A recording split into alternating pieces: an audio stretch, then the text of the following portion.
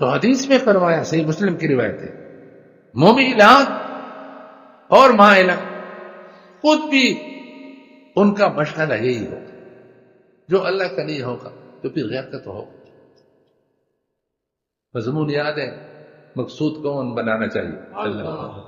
جس نے اللہ کو چھوڑا، غیر اللہ کو مقصود بنایا، پھر وہ فتنوں میں وہ مبتلا ہوتا ہے، ایک فتنے سے نکلتے ہیں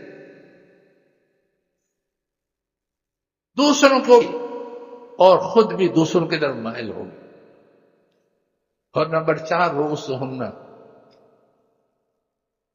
ان کے جو سر کے بال ہیں، کاسنمۃ البخت المائل، جیسے بخت اون کا کوہان ایک طرف مائل ہوتا ہے، اس طرح سر پر بال جمع کر کے کوئی جوڑی باندھ کر کے ایک طرف ہے۔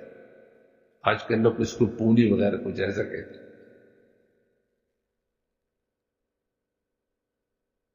رسول اکرم صلی اللہ علیہ وسلم نے فرمایا، لا يدخلن الجنہ، یہ عورتیں جنت میں لم يدخلن، لم يدخلن الجنہ، یہ جنت میں داخل ہے، ولم يجدن ریحا، اور نہ جنت کی خوشبو سونگی، وَإِنَّ رِيحَهَا لَتُوجَدُ مِن مَسِيرَةِ كَذَا وَكَذَا، 500 سال کی مسافت پر جنت کی خوشبو آئے گی، لیکن ایسی عورتوں پر جنت کی خوشبو بھی اللہ نے حرام کرا۔ آج بظاہر دیندار گھرانوں کا حال ہے،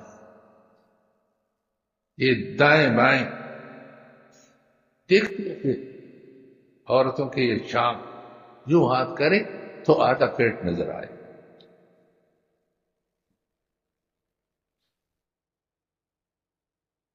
تو ستر کا جو حصہ ہے اس کا چھپانا فرض ہے، فرض،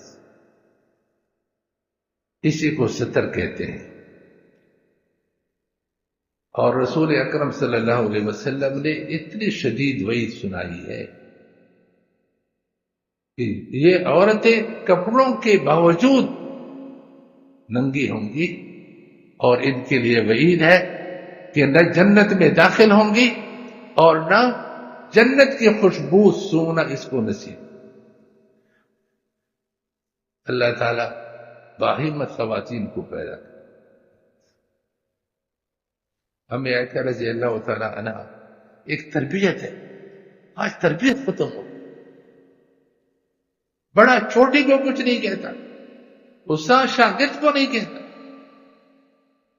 معلمہ اپنی تلمیذہ شاگردنی کو کچھ نہیں کہتا، تربیت ختم ہو گئی۔ حدیث میں ہے، روایت میں ہے کہ حضرت ام عائشہ رضی اللہ تعالی عنہ کے پاس ان کی بھتیجی حضرت عبدالرحمن بن ابو بکر صدیق رضی اللہ تعالیٰ عنہ کی بیٹی آئی، تو سر پر باریک دوپٹہ تھا، سر پر باریک، جس سے بالوں کی رنگت، اس دوپٹہ کو ہمیں عائشہ رضی اللہ عنہ نے لے کر کے اس کو پاڑ دیا، ٹکڑے ٹکڑے کیے۔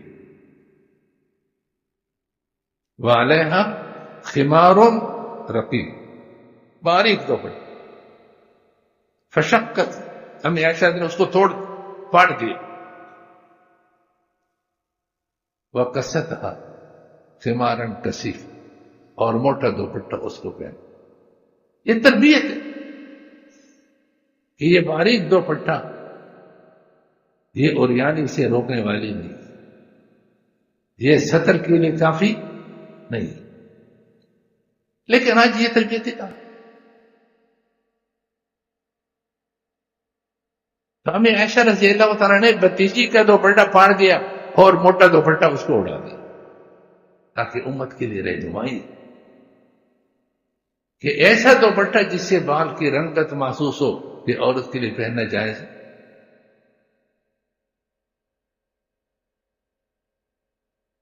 کہ اللہ معاف فرمائے، کوئی بدرہ بہانے بھی سیار ہوتے۔ آج کل گھروں میں عورتیں بغیر دوپٹے کی گھوم رہی ہیں۔ نہیں، بغیر دوپٹے کے سر کا جو ہے یہ ستر تنہائی میں بھی ہو تو بھی ستر کو ڈھانپنا چاہیے، ضرورت ہو اور بات ہے، کپڑے دھو رہی ہے ہاتھ کیا، لیکن بلا ضرورت ستر کھولنا اور ادھر پھرنا کیا کچھ ہے ہی نہیں، اس لیے کہ ستر کا تعلق غیر سے نہیں ہے، ستر کا تعلق غیر سے یہ فی نفسی ہی ہے، کس کا چھپا کے رکھو۔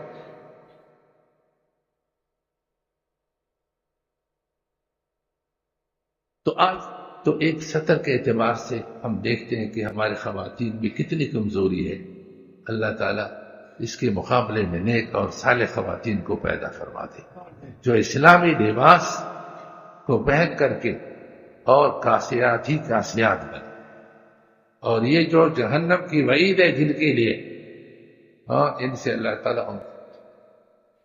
دوسری چیز ہے حجاب۔ حجاب اگر اجنبی ہے تو حجاب ہے۔ حجاب کی پھر دو قسمیں، ایک کا نام ہے حجاب الاشخاص،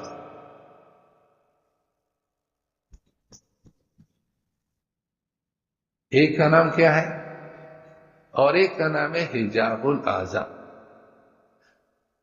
حجاب الاشخاص کا مطلب یہ ہے کہ عورت کا جسم، عورت کی نقل و حرکت بھی کوئی نہ دیکھے،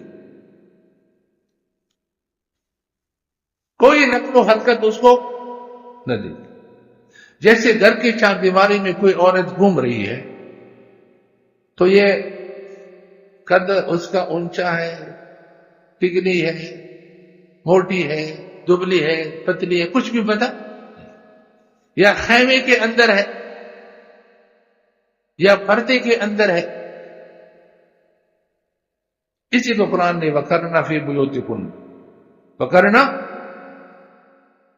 کہ اپنے گھروں میں ٹکے رہو۔ خطاب تو ازواج مطہرات رضی اللہ عنہن کو ہے، لیکن تفاسیر میں لکھا ہے کہ دوسرے عورتوں کو بھی یہ حکم ہے، ان کو اہمیت کی وجہ سے مخاطب بنایا گیا۔ حکم تمام عورتوں کے لیے ہے کہ اصل تو پردہ کیا ہے، حجاب اشخاص، کہ اس طرح عورت رکھے کہ اس کے نقل و حرکت کسی کے سامنے، گھر ہی میں رہے، شدید طبی ضرورت یا شرعی ضرورت کے بغیر گھر سے باہر نہ نکلے، یا خیمے میں رہے۔ اس لیے صحابہ کو بھی حکم ہے، ایک تو یہ آیت وَقَرْنَ فِي بُيُوتِكُنَّ، اور ایک وَإِذَا سَأَلْتُمُوهُنَّ فَاسْأَلُوهُنَّ مِنْ وَرَاءِ الْحِجَابِ۔ اگر کوئی مسئلہ، کوئی چیز تم نے پوچھنا ہو ازواج مطہرات رضی اللہ تعالیٰ عنہ سے، تو پردہ ڈال کر کے اس کے پیچھے سے پوچھو۔ یہ نہیں کہ وہ برقعوں میں آپ کے سامنے بیٹھ کر کے اس کی نقل و حرکت آپ کو نظر آ رہی ہو، پوچھو۔ حالانکہ وہ ایمان والوں کی مائیں ہیں، روحانی ماں سے بھی کوئی چیز پوچھو تو بھی حجاب اشخاص۔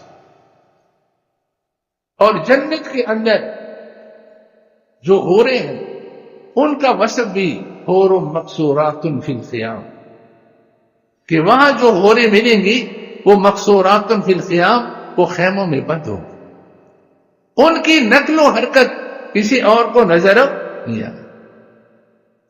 تو پردے کا اصل یہ ہے کہ عورت حتی الامکان اکثر اوقات گھر میں گزار کر، تاکہ اس کی نقل و حرکت بھی کسی کو نظر نہ آئے، اس کو کہتے ہیں حجاب اشخاص، اس کا پورا جسم۔